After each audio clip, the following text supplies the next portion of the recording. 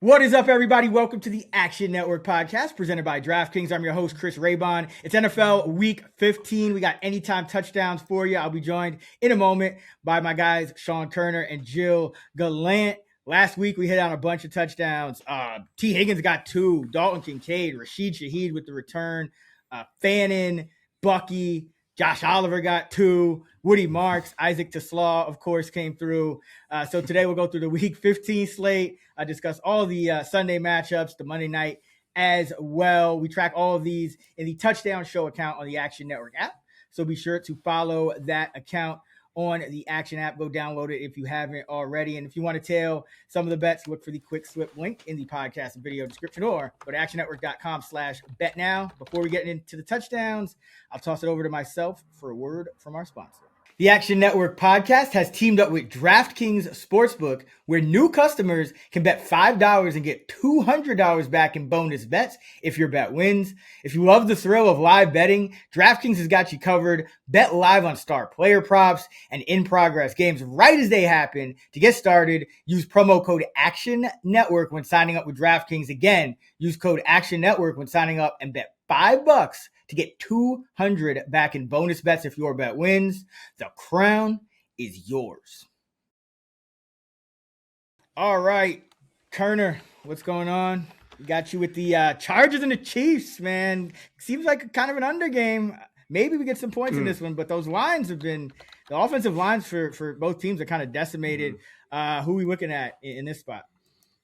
Yeah, on the Chargers side, I'm going to go with Kamani Vidal, who's plus 525, and we saw a pretty even timeshare with Amarian Hampton returning last week. Luckily, it was just the two backs, too. We didn't see Hassan Haskins mix in at all, so this is at least a two-way committee. We don't have a third mucking it up. So, but if you saw kind of the game script, it was pretty even, but Vidal, tended to see a little bit more work in passing situations, and especially once they were in more of a trailing game script in the fourth quarter, they got down twice, and he was seeing more playing time. So the fact that they're, 4.5 point road dogs here might lead to Vidal, getting a little bit more playing time if that usage sticks. Plus, I would have to imagine, Herbert won't scramble as much here. Is kind of insane how often he was scrambling, considering, he was just playing for his life out there, and he kept landing on his, surgically repaired hand. So hopefully those turn into more like checkdowns to Vidal going forward. But I love his upside here at plus 525. And then on the Chiefs side, I'm going to go with Hollywood Brown at plus 750.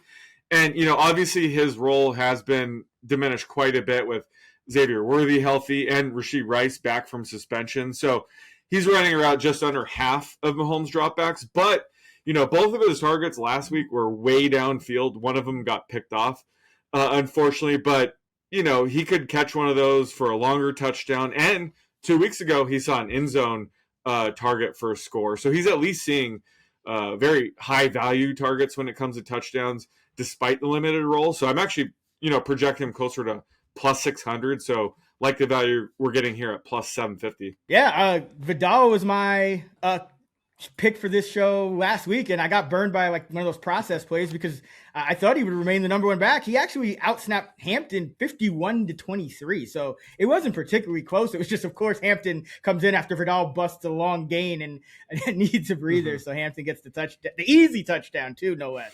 That would have probably gone to Vidal, so I like that. I think that's a sneaky play because Coach Harbaugh kind of alluded that Vidal might keep that role, so I wouldn't be surprised if Vidal is just the number one back again, keep Hampton fresh after the injury. All right, Jill, man, how we feeling? You got the Jets and the Jags, so there's at least one team that will probably score a touchdown in this game. Yeah, I was about to say, I'm feeling pretty good. I don't know how much like front to back I'll watch of this game. This one might get relegated to the red zone screen, but I would say on the Jets side, with Brady Cook at quarterback, it's pretty grim. But I'm still going to take Adonai Mitchell at 4-1. Now, I know he didn't score last week. He still led the team with 2 red zone targets, ran the most routes on the team. One of those red zone targets was at least after Tyrod Taylor went out, so at least Cook was looking for him. And the one thing that I've noticed about Mitchell as well is they're really trying to get him involved as much as possible. In 4 games since coming over, he leads the team in targets per route run, 4 end zone targets. And the Jags, they play mostly zone defense, a lot of too high safety. So that does bode well for Mitchell. He does have some good metrics against them. So Adonai Mitchell on the Jets side. On the Jaguars side, this is part of the reason why I'm taking this is just because the Jets defense has kind of shifted the way that they play. Because since they traded Sauce Gardner and Quinnen Williams, they were very much a man-heavy team with single high safety. Now they're doing, they were top 5 in man coverage, rotation between single high and 2 high safety. But over the last 4 games, much higher rate of zone and an emphasis on 2 high safety. And they're 31st now in defensive DVOA versus tight ends with 7 touchdowns allowed. So I'm going to take Brenton Strange here at plus 250 because he's got the highest target share versus those coverages. And the way that the Jets defense is like just crumbling, I think that's the guy that you would want on the offensive side. Yeah, it tends to be the case, right? With tight ends, zone coverages are where they usually are going to eat because, man coverage, you're going to look for your wideouts down the field. Buffalo, New England. I'm excited about this game for the Bills. I'm going to roll with Gabe Davis at plus 275. Gabe Davis has been leading, as Joe, you pointed out off air, he's been leading the Bills in receiving snaps at wide receiver over the last couple of games. They picked him up 4 games ago, and I have him for about 1.5 expected touchdowns over that span. Hasn't gotten into the end zone yet. New England is one of those teams much better against the run than the pass, and they tend to give up a lot to wide receivers because they're not afraid to man up, and that's been an issue for the Bills. Defenses will look to man up their receivers. So I think Gabe Davis gives Josh Allen a chance down the field in some of those one-on-one matchups. So I like him at plus 275. And for the Patriots, Drake May at 5-1. Bills have been giving up a lot on the ground to both running backs, but they're also giving up some of the highest expected touchdown rates to scrambling quarterbacks in the league. So like May here, a little more than trying to take, Ramondre Stevenson, who could bumble it at the goal line and get benched. And then Travion sometimes is behind Ramondre for those goal line looks. But Drake May, regardless of the game script, if they are up, he could be looked to in the red zone. And if they're down, you could always catch a scramble or something like that for him to get in the end zone late in the game, even if there's not much, expected rushing upside at that point. So I like Drake May here at 5-1 for New England. Cardinals, Texans, Koerner, Jacoby Brissett almost got home on that Triple Crown last week, but just short. Didn't get it in the end zone that last time. But how are we feeling about the Cardinals and the Texans in this one? I love the fact that I got this matchup. I actually like both of these. And yeah, Blake Corum was like the long shot of that leg, and he was the easiest cash of it all. So, but yeah, I'm going to actually take Jacoby Brissett himself to score here at plus 950. Obviously, he's been lighting it up through the air the last 8 games after taking over for Kyler Murray, who's, been out due to a foot injury. The new Call of Duty came out, and Brissett's just been playing better. So I don't think this is Kyler Murray's job when he's healthy. They're already talking about potentially moving on next year. So he's been tearing it up, but this is a brutal matchup against the Texans. So I think he's finally going to slow down a bit here through the air. Should be under heavy pressure, but he has plenty of rushing upside when he needs to. So I could see him scrambling a bit more here, especially, once they get closer to the, red zone, if everyone's covered, might be more willing to use his legs here. So I'm actually projecting him closer to plus 830. So love the value here at plus 950. And on the other side, gonna have to stick with my guy, Jaden Higgins at plus 310. Second round rookie I was high on, who got off to a really slow start, but he's been trending up of late, just continuing to draw a massive target rate. He's seeing around a 30% target rate on his routes run the last 5 games. Just the main issue with him is his playing time still capped right around 55%. So I'm projecting him still closer to plus 250 if that holds. And I think it's more likely that we're going to see his routes rate go up than down going forward. So if anything, there's even more value here. So love Higgins at plus 310 here. Yeah, Xavier Hutchinson's route rate has been creeping down, and I think that should continue, hopefully. I know Higgins, started the year, it was kind of a personnel-specific, role by the Texans, where he would be in certain personnel groups and not in others. But I think they would want to kind of get him in everything as they prepare to make a playoff run. You would think, right? You would think. Yeah, Justin Watson's back this week, so they'll probably throw him out there. So everybody's closer to 30% route to run rate, right? That's kind of how they've been doing things. I mean, they did deactivate Braxton Berrios, so maybe there's hope for them deactivating Watson as well. Just rolling with the guys they have out there, or just deactivate Hutchinson. Like, geez, but, something. Ravens at Bengals, Jill. Just two teams that know how to suffer excruciating losses, but the games are usually interesting. There's usually a bunch of touchdowns. How are we feeling about this one? I mean, I feel like when the Bengals play, the potential for a shootout is just through the roof. Doesn't matter who the opponent is. On the Ravens side, I think we have to keep sticking with the tight end. We're going to go with Isaiah Likely here. Is around plus 240. And frankly, it's just the Bengals defense is just horrendous versus tight ends. 15 touchdowns allowed. That leads. The next closest is 9 in the NFL at the Ridiculous. 31st team. A tight end has scored against them in 6 of the last 7 games. The lone miss was actually Isaiah Likely, who fumbled into the end zone. And he should technically have 3 touchdowns over the last 2 games. Just so much touchdown drama with this guy in his career. But since Lamar has come back in week 9, he leads the team in targets for a route run. And he's going to be a tougher matchup for the Bengals.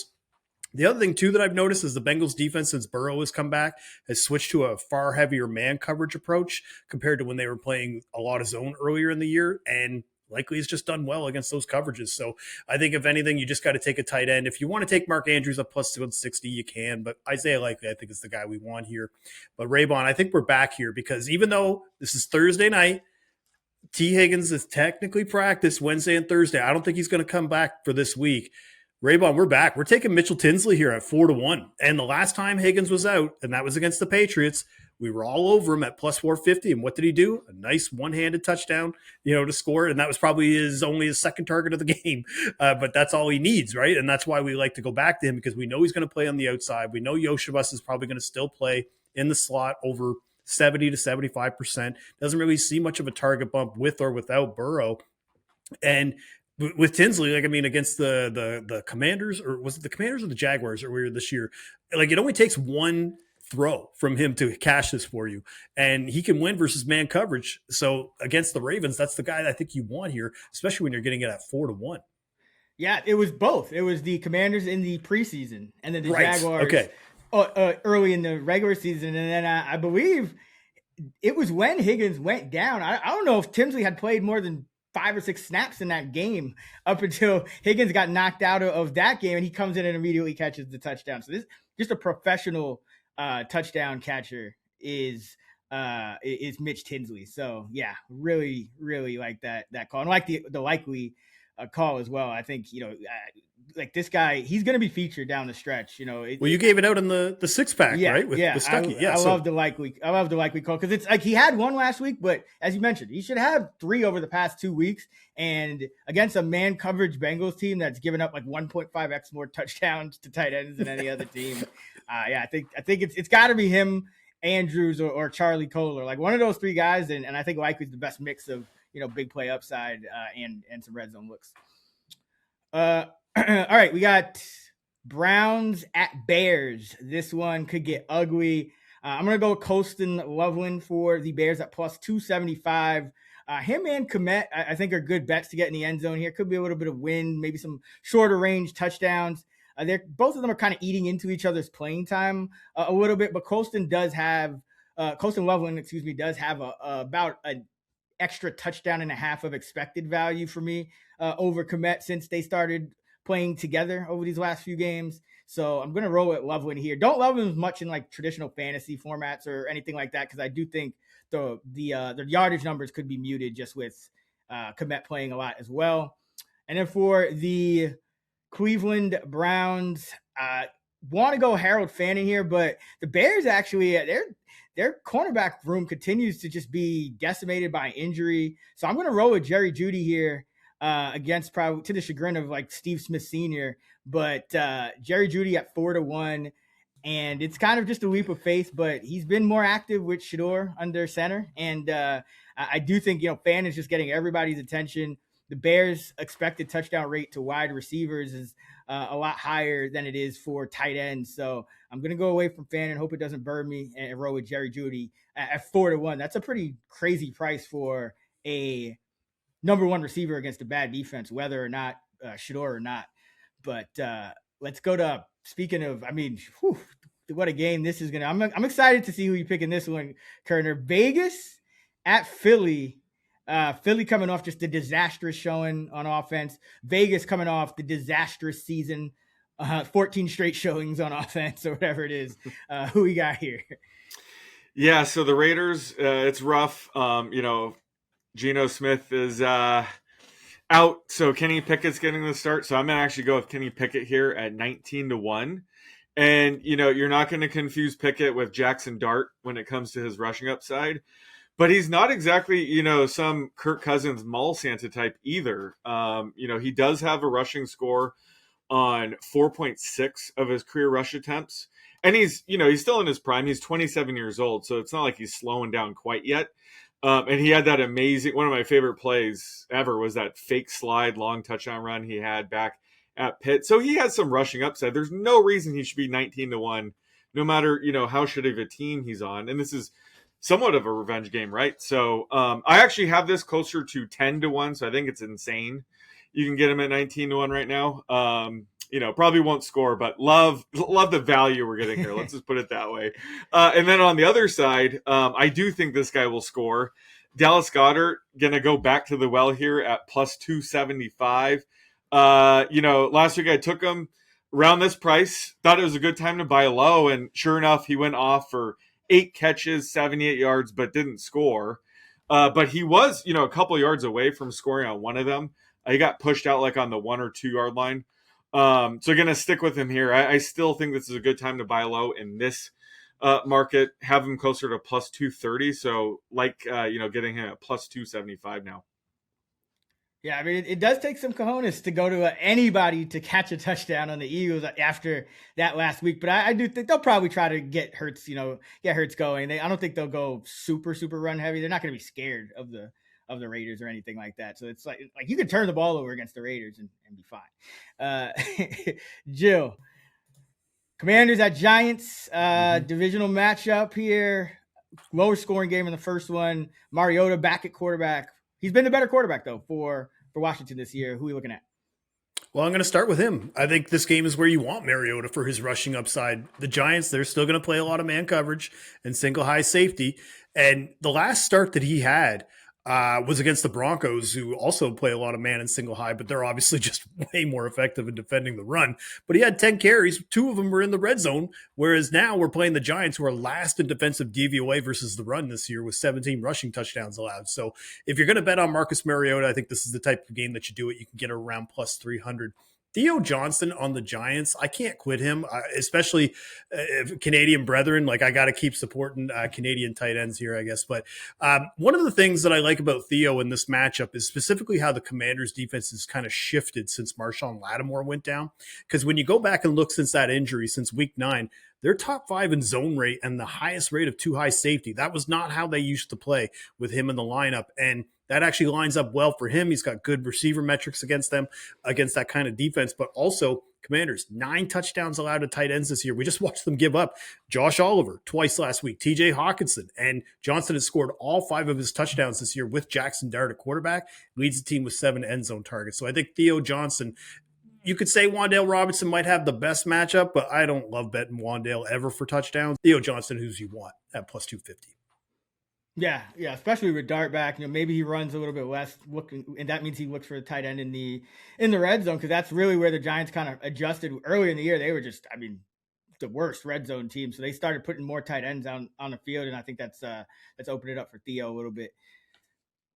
Rams hosting the Lions. Love this for touchdowns. This should be a high scoring game. We got the total around 55. So let's start with the Rams. Devontae Adams, I'm going to bet him for 2+ here at plus 360. Why? Love it. He's done it 4 times in the last 7 games alone. I don't know how you get away from a bet like this. Long term, you don't expect the guy to keep up above 50% rate in terms of multiple touchdowns over half a season. But in this spot. Detroit giving up the highest expected touchdown rate to wide receivers in the National Football League. And then you have Devontae Adams with the most expected touchdowns of any receiver in the National Football League. And he's converted on even more than that. So love Devontae here at plus 360 to score 2 or more.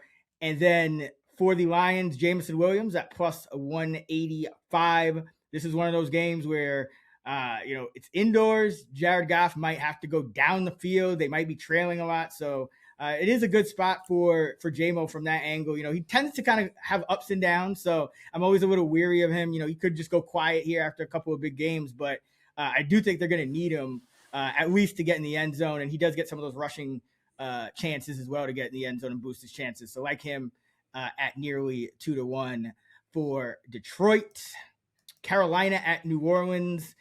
Koerner, lower total game here, but it is indoors. Who are we looking at for the Panthers and Saints? Yeah, so the Panthers side, I'm going to go with a long shot here. Mitchell Evans at 11-1. And actually heading into his rookie season, I sort of pegged him as being a potential vulture touchdown guy. And sure enough, that's been the case. He has 2 touchdowns already, despite really being on the tail end of a 3-way committee with Jatavion Sanders and Tommy Tremble.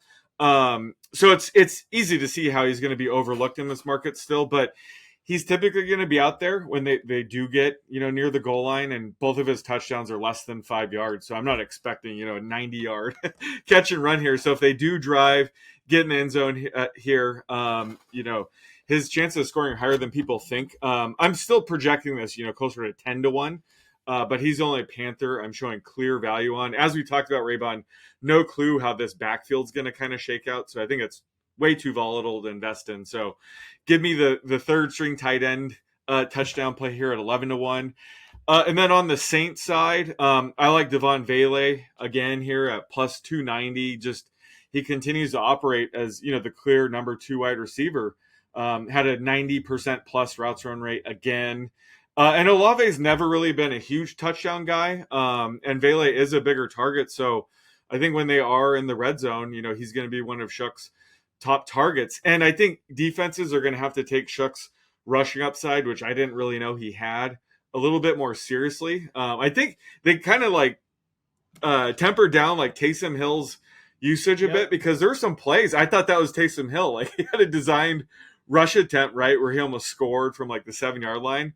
So I think defenses are going to have to start taking him seriously as a runner. So that could actually set up, Vele being open in the end zone as a result. So I like Vele here at plus 290, projecting him closer to plus 250. Yeah. Vele he's been one of my favorite kind of touchdown bets ever since they traded all those guys. I think they're definitely looking to get him involved. I mean, you could argue he's the most likely guy on the Saints to catch a touchdown because, like you said, Olave's not really big touchdown guy. And then Juwan Johnson hasn't been playing as much in non-1-1 personnel. So, when they are in the red zone, a lot of times it's Taysom and Jack Stoll and Foster Moreau who are in the game. So that kind of kills his touchdown upside a little bit too. Okay, who we got next? The Packers at the Denver Broncos in Denver. Gilles, who are we looking at in this one? Looks like it's expected to be a pretty tight, somewhat low-scoring game. Yeah, and because of that, we are getting a little bit of good odds on some certain players here. I'm going to start with Jaden Reed. He's around plus 450. I think he really caught my eye in week 14 with how explosive he looked. Maybe just because I hadn't seen him since week 3, I kind of almost sometimes forget how involved he could be in this offense. Ran the 3rd most routes last week, 70% slot rate. So I think that because of that, he's going to likely avoid Patrick Surtain, who I think is probably going to shadow Christian Watson or Romeo Doubs, whoever's kind of on the outside. And when Reed came back, that essentially made Dontavian Wicks and Matthew Golden non-factors. They combined for 10 snaps total in week 14. So Reed ended up leading the team in target rate for that game and just being a weapon in the slot they really haven't had since Tucker Kraft went down. I really like the way that he could find a way to score, especially if they sprinkle in some more rush attempts. He did have 2 rush attempts as well in week 14. So at plus 450, I like his chances to score. But this one, I thought this was going to be the highest odds of any touchdown bet we gave out this week. Koerner ended up beating me there with Kenny Pickens, but Nate Adkins at 16-1. I am seeing he's coming back this week. I'm going big game hunting because missed 5 games. I think he's going to have to be on the field a ton in this game just to help block with how much the Packers get pressure. And when he's on the field, the Broncos, they tend to target him. His scheme up looks for him. And the Packers, they're really good at limiting explosive plays, so good against the deep ball. So if I'm betting on a Bronco to score, I want short range targets that excel versus zone defense, and that's Adkins. So, and the other thing too is the Packers pass defense. If they do have a weakness, it's likely versus tight ends. They've allowed 6 touchdowns to the position compared to just 10 to wide receivers. So Nate Adkins at 16-1, if he's on the field, they're going to throw to him, I think, when they get near the goal line. So that's who I like for a long shot this week at Nate Adkins, 16-1. Yeah, I always love it because their top tight end is not a touchdown scorer. Evan Engram doesn't really catch. And we went down this road before. You bet on a guy who you think is going to score. You don't do that in a Sean Payton offense. Hell no. Nope. Exactly. Yeah. No, I love this. I think this is a really sharp play, and he could also take some of those snaps. They've been giving Adam Prentice a ton of snaps ever since Dobbins went down, but they could kind of replace some of those snaps with Adkins as well. So I like that one a lot. Next up, we got the Titans at the San Francisco 49ers. For the Titans, I'm going with Gunnar Helm at plus 475. He's been a guy that's starting to tick up a little bit under the new coaching staff, seeing more work in the red zone. Hasn't always worked out for him as far as translating it into touchdown production, but I do have him top 3 on the team in expected touchdowns receiving. And, he's the only guy that's still stuck on 1. So I think he's a little bit due here. And the Niners have been really good against wide receivers in terms of limiting the touchdown production, but against tight ends, they've been a bit vulnerable. It makes sense. They don't get a ton of pressure. They will play a lot of zone coverage. So like Gunnar Helm in this spot, he's been getting on the field in the red zone, kind of splitting those snaps with Chig, or sometimes running more, playing over him in the red zone. So like Helm for the Titans. And then the Niners, Juwan Jennings. Joe, I know you're high on him this week as well. I love him here, plus 190. Titans are a team you just want to attack with number 1 wide receivers. If you're kind of betting on the prop market, they are number 29 in DVOA. Number 31 in DVOA against number 1 wide receivers. 46.5% worse than the average team against the number 1 receiver. And it's clear Jennings is the number 1 receiver. Ricky Pearsall, he's on milk carton essentially. And then we know Kittle's going to get his, but I think Jennings is the guy we want to look at just based on the matchup in this one. Colts, Seahawks, Koerner. This is another one where, I don't think it's going to be Phillip Rivers, right? It's probably going to be Leonard or Rippon, I would think, at quarterback. Is that where you're kind of looking? Well, they're offering Rivers passing yard props, and touchdown props. Yeah, but he's also on the practice squad. They elevated Rippon, so and Leonard practiced full. So it seems like it's going to be one of those two. Yeah, Leonard's healthy enough to play, so that helps. But that's kind of my point here with Michael Pittman Jr. at plus 550. Not sure what to expect. So if Phillip Rivers suits up, we haven't seen him play in a while. He's 44 years old, so not sure how that'll look. Riley Leonard being healthy does provide a safety net, at least if Rivers completely bombs.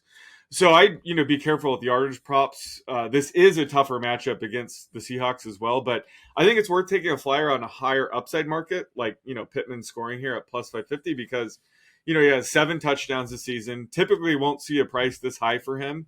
But I get it. This is a game where they have a very low team total, but there's just such a wide range of outcomes here. Rivers might look decent, and he's peppering Pittman with a ton of targets, and we're like, why didn't we bet Pittman at plus 550?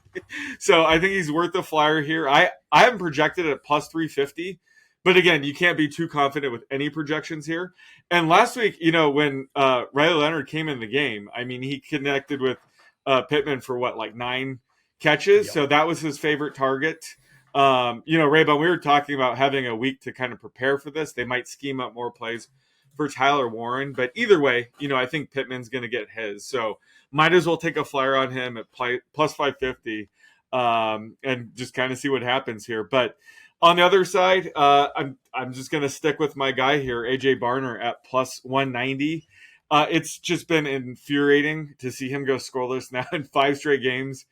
Despite him, being the ball carrier on their tush-push play, I still think, we'll probably see him get, a goal line carry in the last handful of games here. So that's kind of a cheat code for him in this market because he's also the lead pass-catching tight end in this offense as well. And last week, he nearly scored twice where, he had a nice catch and run where he got pushed out on like the 1 or 2 yard line. And then the very next play, Darnold actually looked his way. He got open and Darnold threw it, 5 yards. It was uncatchable, but Barner did his part. So both plays, he almost scored. He's almost there. Obviously the market's well onto this. He's plus 190, but this is a game where, they could score a handful of touchdowns. So I like my, odds here. I'm projecting him closer to plus 160. So going to keep going to this well while I can. Yeah, I think you're in good shape with Pittman because I just don't believe Phil Rivers is going to start this game. Like I know it's smart for the prop market to get put odds on him because he's the most likely guy to get knocked out or just like completely bombed to where it's like people are going to be taking overs and it's like all right like marketing too. They want people talking about they have a prop for him because everybody's talking about Rivers. Well, but what is the best case scenario for Rivers though? Is it Flacco from earlier this year? Like, is that like the best case? Like, I feel like that even that might be too generous. Yeah, I don't think he can. Like, Flacco's like a little lankier, and like Rivers is. I just don't see him moving well or taking a hit like very well at all. I saw. I don't see him landing well. Conspiracy theory that this kind of delays his Hall of Fame period, and it's going to be like an easier one to get into. That's kind of the conspiracy I saw. Yeah, so like 10 grandchildren by then. Yeah. I mean, it makes sense because you got like Steichen's his boy. So, I mean, he was doing that favor. But, I mean, the fact that they elevated Rippon and Leonard practicing for just, I mean, that now the quarterback on the practice squad is the one that's going to, that hasn't played in 5 years is the one going to start.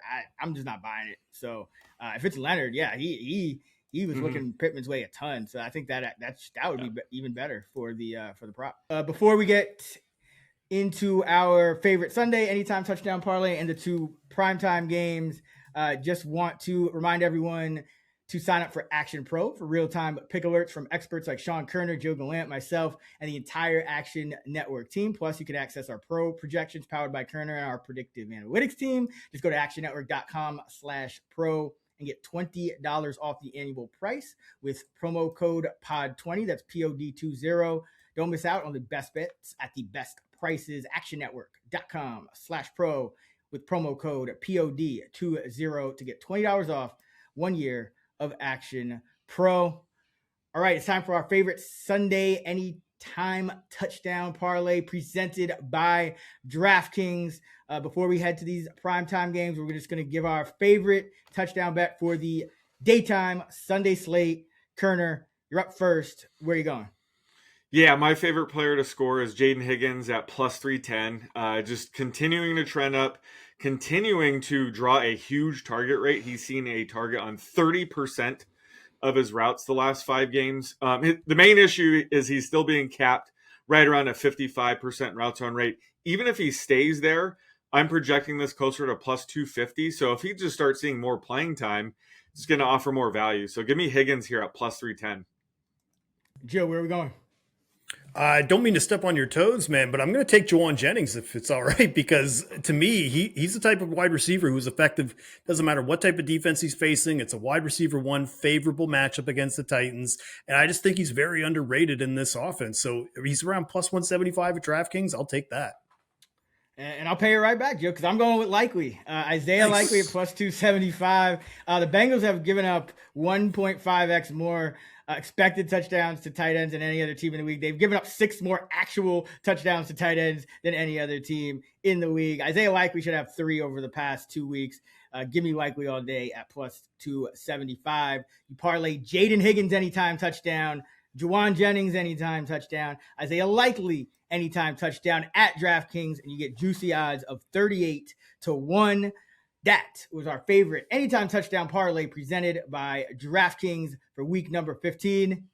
let's get to Sunday Night Football. All right, we got the Minnesota Vikings at the Dallas Cowboys. I'll have a write-up for this one on Action Network as far as the betting side is concerned later in the week. But Koerner, where are we looking for an anytime touchdown in Sunday Night Football, Vikes Cowboys? I'm going to go with Jordan Mason here at plus 205. And, the Vikings offense was surprisingly functional last week with J.J. McCarthy back. So we could see them continue to roll here in another easy spot against the Cowboys. And we've seen Mason in much more of an even timeshare with Aaron Jones when it comes to early down work. And he might have a slight edge when it comes to goal line work because he had that 8-yard rushing touchdown last week. And that second Josh Oliver touchdown from the 6-yard line, Mason was in there. So if they decided to run it on 1st and goal there, he would have had another crack to score another touchdown. I like him here at plus 205. I'm projecting this closer to plus 180. Yeah, I think he is. I would say he probably is their primary goal line back, all things considered. He should be. Yeah. Gilles, what are we looking at for Vikes Cowboys? I'm going to go with Jordan Addison. He's around plus 220. Cowboys are last in the NFL in wide receiver touchdowns. They're also last in the NFL against the deep ball, and that's where Addison excels with the deep throws, right? So if J.J. McCarthy is finally going to rehabilitate whatever passing issues he had, that should lead to Addison maybe getting more looks and finally getting one that actually is catchable. So I'm going to take Jordan Addison here.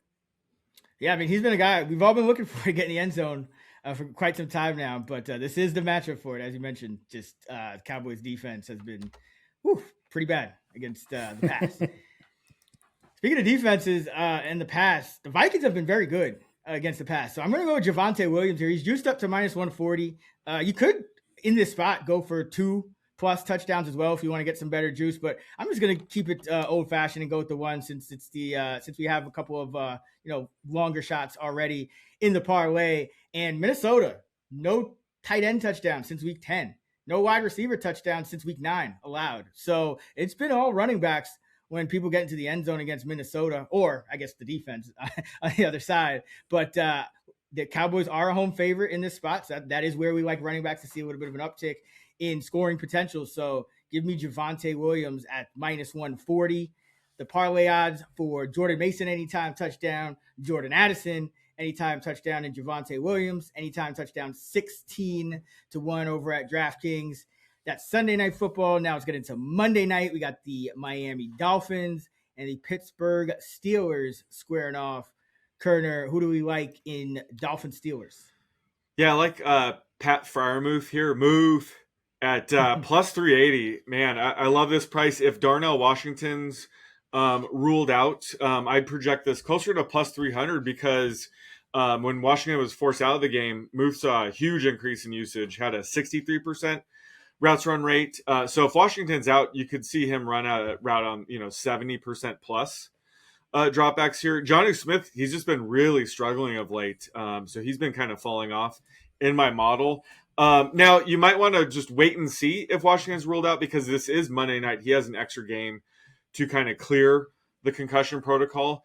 So it's kind of like my Tesla bet the other night where you kind of want to time this right. But I think if you lock him in at plus 380, it's fair. But again, I kind of want to wait to see if Washington is held out. But either way, I like Muth here to score. All right, Gilles, who are we looking at in Dolphins Steelers? Well, it's probably tricky to want to take a pass catcher on the Dolphin side in cold weather, considering how Tua has played in those kind of games. But I still think Darren Waller is the guy that you would want. He's around plus 245. Last week didn't really need to get used at all against the Jets. That was pretty much a wash. And the week before he had just returned, so he wasn't really as effective. But he has seen some red zone targets in that span. Obviously, we remember when he first arrived, he scored like 4 touchdowns in 3 games. So I think from a red zone standpoint, I think he's going to see some targets against the Steelers team that has given up some touchdowns to tight ends this year. Oh, yeah, they're one of those teams. I mean, they're not as bad as the Bengals, but they do give up a ton of production to tight ends. I'm actually going to go with a wide receiver on the Dolphins, though, and it's Jalen Waddle, just because he's really been dominating the wide receiver room and the pass catcher room in general. really the only guy you can depend on for a 90% snap rate. And he has by far the most expected receiving touchdowns on the Dolphins. And he's even getting the most red zone snaps, which, sometimes a smaller guy like him, you would expect, that to see a little bit of a downtick, but he's been in there when they're in scoring position, and they haven't really trailed a ton as of late. Like, they've been in a lot of games. They are underdogs here. So Waddle has seen, half of his touchdowns in these trailing game scripts. So I think there's going to be a little bit of an uptick there because he just hasn't had many of them. So I think that could go up, but his touchdown rate in trailing game scripts is higher in terms of per reception than when it's tied or when they are leading. So like Jalen Waddle at 2-1. If you parlay Freiermuth and Waller with Jalen Waddle, all higher than 2-1 here. Freiermuth at 380, Darren Waller at plus 245, and then Waddle at plus 200. You get 50-1 same game parlay odds at DraftKings. All right, that is going to wrap it for our Week 15 touchdown show. We'll add these anytime touchdown parlays to the Parlay Express account in the Action Network app. So go follow Parlay Express if you have not already. And, of course, download the app if you haven't. And it's fun. We track a bunch of longer shots there on that account. And while you're looking at Parlay Express, be sure to sign up for Action Pro. It's the only way for you to get the best bets at the best prices with immediate notifications when Action experts post their picks. You can also find quick slip links for these bets in the podcast or video description, or visit actionnetwork.com/bet now. That's going to do it for Week 15, the touchdown show presented by DraftKings. You can find Koerner on X at @_oddsmaker. I'm at Chris Raybon. And of course, Jill is at GDawg5000, GDAWG5000. We're at the same handles in the Action app. Follow Playbook as well on X. And it'll build you bet slips if that's what you're looking for. Until next time, let's get this shmoney.